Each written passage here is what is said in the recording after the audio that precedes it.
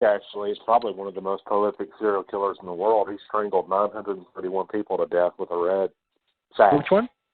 Basham. He was an Indian thug. He used to be part of Right. like a gang back in, I want to say 1400s, 1500s. Right. Yeah, and I mean 931 victims. That's I think the only American person we have close to him is Ridgway, and they're still finding bodies. They've even quit looking. I think now if they find a dead woman or a dead hooker, they just blame Ridgway just because. Yeah, right. Yeah, that's true. All right, so that same day they put together the Operation Omega Task Force. Sam Carr, he gets a second letter stating, I can see that there will be no peace in my life or my family's life until I end yours.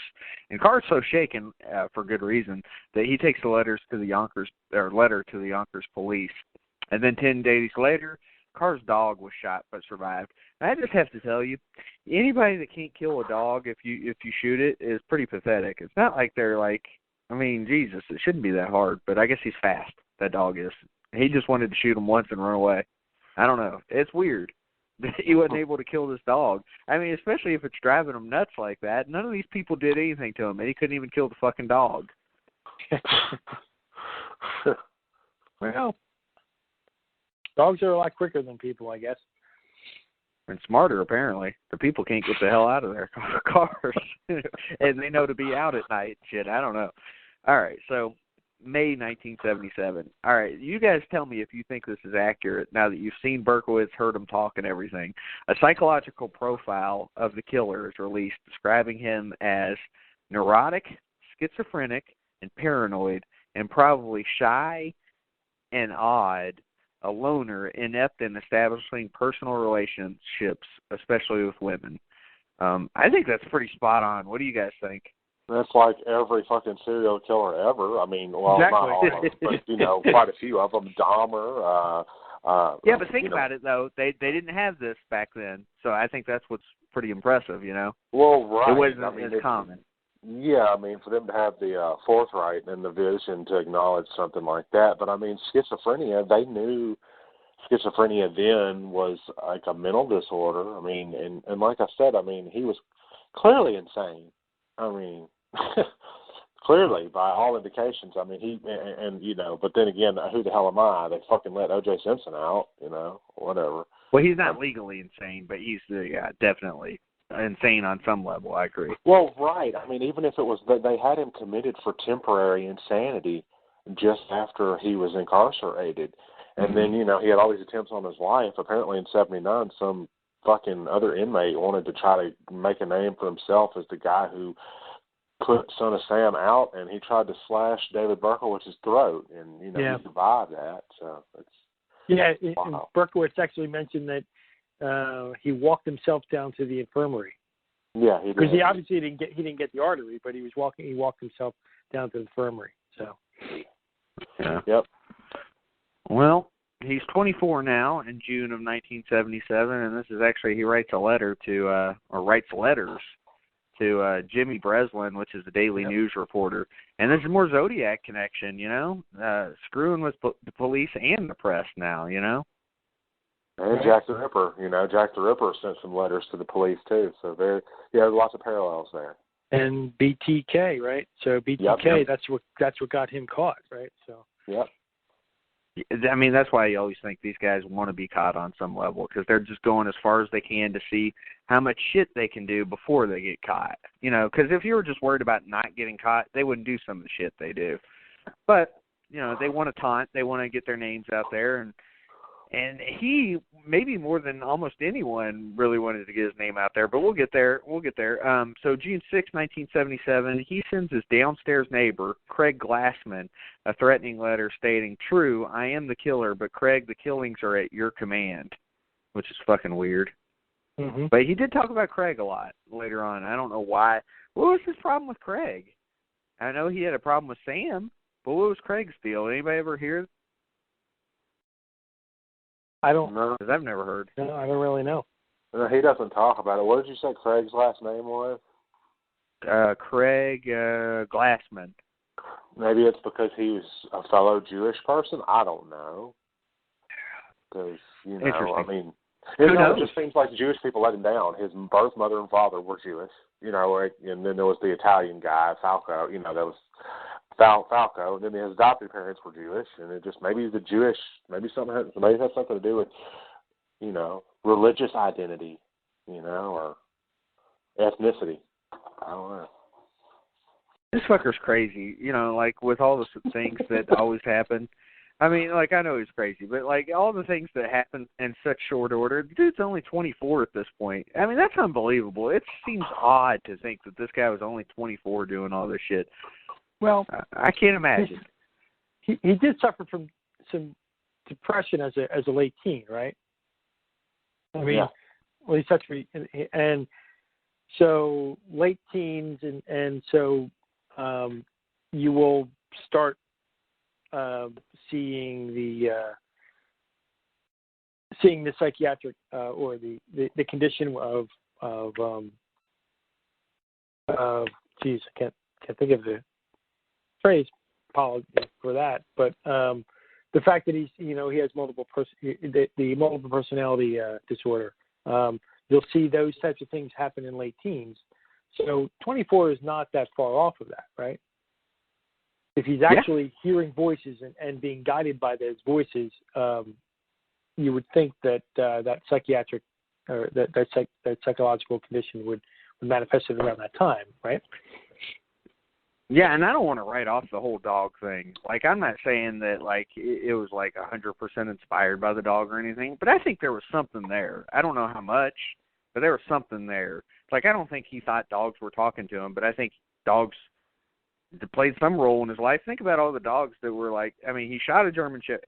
There was something up there. I don't know exactly what it was, and he wants to fucking act like it was nothing now, and that's good and well, but I feel like there was something there. He probably just doesn't want to sound like an idiot.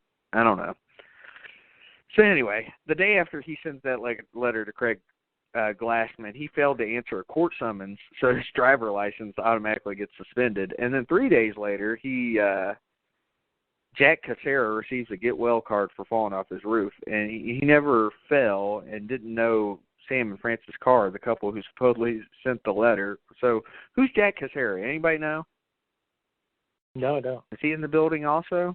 Maybe? I don't know. He's doing weird shit at this point, though, that's for sure. Because he sends another threatening letter 8 days later to Craig Glassman again, and then 8 days after that, he shot Judy Placido, I think that's how it's pronounced, it could be Placido, in the neck, temple, and shoulder, and shot Salvador Lupe. Both of them survived, too. Damn, you think getting shot in neck, temple, and shoulder would do you in, but apparently not. He's going back to the end of the month again. Yeah, I'm sure it did fucking hurt. Temple would suck. You'd think you would bleed out. Jesus. Let's see here. He quit the post office on July 29th, 1977, which was the actual one-year anniversary of Donna Loria's murder. So happy 40th, almost 40th anniversary of quitting your job, fella. And then 2 days later, this is where Stacy Moskowitz and Robert Violani were shot. And Stacy died. Robert was blinded. There you go, Johnny. You called it. Yeah. David parked next to a fire hydrant and got a ticket during that time. And the Cassara family phoned the cops about Berkowitz doing the killings, but they didn't believe them. See, I think Cassara is in the building.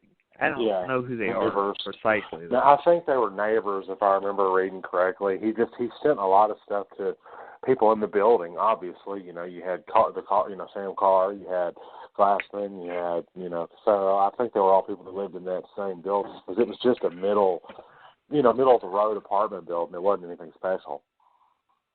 Yeah, well, his freedom's about done because on August 6th he sets a fire. And this is something that people don't talk about either. This dude was obsessed with fire. August 6, 1977, he set a fire with 22 caliber bullets in it on Craig Glassman's front door. What the fuck did Craig ever do to anybody? Poor guy. And I don't think anything happened there because I never heard anything happen to Craig. But 4 days later, what do we find out? Detectives track down David's car in Yonkers and they arrest him. So, like Blake said, August 10th, 1977, almost 40 years since the capture of Son of Sam. They catch him, and what's he say, fellas? What's he say when they catch him? He didn't actually say that. It took you long enough for some bullshit like that. He said he didn't say that, and apparently he asked the reporter that had been interviewing him to go back through the public record, and the reporter said he could never find where he actually said that in any interview. So that's bullshit, according to him and this reporter. But didn't they say you got me? Not it took you long enough, but you got me or something like that. It was some half-assed remark, but apparently they looked, and it's public record now to go look at what he said as far as transcripts in the media. There was no mention of anything. He had a goofy look on his face, and that comes from yeah, he did. Men, a lot of men, and he talked about it in the interview. A lot of men, when they do something really stupid, instead of going, "Oh shit, I did something really stupid," "Oh damn," they just put on the sheepish grin, like, "Well, I fucked up," and that's sort of how he looked in a lot of his pictures. He said people thought I was smiling and being like, condescending and being happy and prideful about what I did. No, I was just embarrassed. I was embarrassed, and I got caught, and for one, I did something really stupid and hurt all these people, and then I got caught, and I just felt stupid and also shy and kind of fearful. He said when he first went out and they paraded him along the street, because they used to do that, parade somebody when they capture them and take them out so everybody could see who they were. He said the first thing he thought was, I've never seen so many flash bulbs in my life, and it frightened me. All the press swarming him.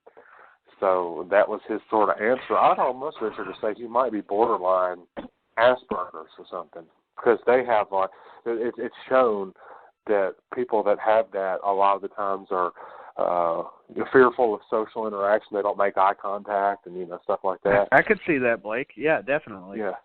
Yeah. So, but I mean, he's very well read, and he tested above average intelligence. Then again, so did Bundy, but Bundy served as his own defense attorney and still got the electric chair, so I guess that says nothing about how smart somebody is.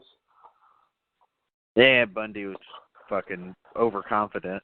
But okay, so I want to tell you guys about this real quick in terms of Berkowitz and film. I watched Out of the Darkness from 1985 the other day. It was a TV movie starring Martin Sheen, and this guy, Robert Traber, played David Berkowitz in that movie. You guys can find it on YouTube if you want. But it was a pretty decent movie. But, Berkowitz himself was only in it. The character was only in it for 5 minutes. But this guy gave the best portrayal of the serial killer that I've ever seen. It was amazing. So if you get the chance, fast forward towards the end if you don't want to watch the whole thing, just to see this guy play Berkowitz. It was amazing. Because Berkowitz, it would be easy to ham it up with Berkowitz because of how, if you've ever heard him talk, and I know you guys have, he sounds like a stereotypical Jew. Like he sounds like Woody Allen. Wow. Does he not? No, it's just the fact that you said that. I should have expected it. It's you, for Christ's sake. But well, I'm not saying anything mean. I'm just saying that's what he sounds like. He sounds like a stereotypical Jew. I don't know. He does. Like that Archie Bunker shit. Well, he does. Okay, watch Family Guy. They have a stereotypical Jew on there. Do they not? I can't watch Family Guy when my kids are in the house, which is all the time, so I can't watch that stuff. Johnny knows what I'm talking about. I'm not saying anything bad about Jews. I like Jews. They have money. Wow. Yeah, I'm not going there. So, I mean, I've listened to a lot of interviews with him, or I'll probably watch the same interviews that everybody has. Because even if you go up on his website, the Arise and Shine website, he has all those things. He just sounds like a New Yorker to me. So, he's got that New York New York accent to me. So. Yeah, well, definitely.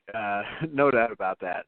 So I could go into all the other bullshit, but I guess we should really get into, we go through the whole thing where he goes through the trial and all that. And after he pleads guilty to the 6 shootings, he was to be sentenced at 11 a.m. And this is May 22nd, 1978. Berkowitz entered the courtroom.